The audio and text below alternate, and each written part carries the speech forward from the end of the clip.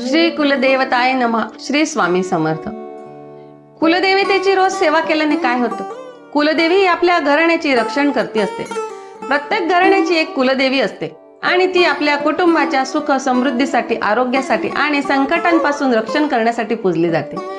कुलदेवीची सेवा म्हणजे केवळ पूजनच नव्हे तर श्रद्धा, निष्ठा आणि कृतज्ञतेचे प्रतीक आहे.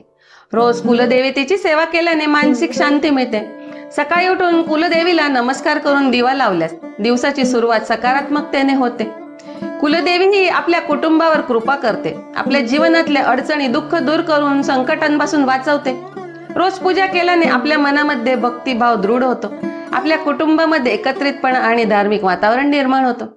कुलदेवीची सेवा म्हणजे आपल्याला आपल्या मूळ परंपरेशी जोडून ठेवते. आजच्या धक्काधक्कीच्या जीवनात आपल्या संस्कृतीपासून आपण दूर जात आहोत, पण रोजची सेवा आपल्याला आपल्या मुळाशी जोडून ठेवते.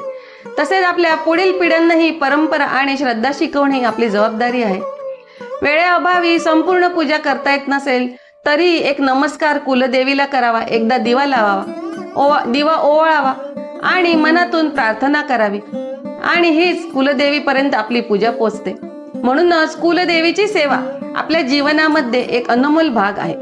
कुलदेवीचा जो मंत्र असेल तो म्हणावा आणि देवीला नमस्कार करावा. ती आपल्याला आशीर्वाद देणारी शक्ती आहे. आपले रक्षण करते, आपल्या कुटुंबाचं रक्षण करते, कुटुंबात सुख शांती निर्माण होते. म्हणून कुलदेवतेची रोज सेवा करावी. श्री स्वामी समर्थ. श्री कुलदेवतायै नमः.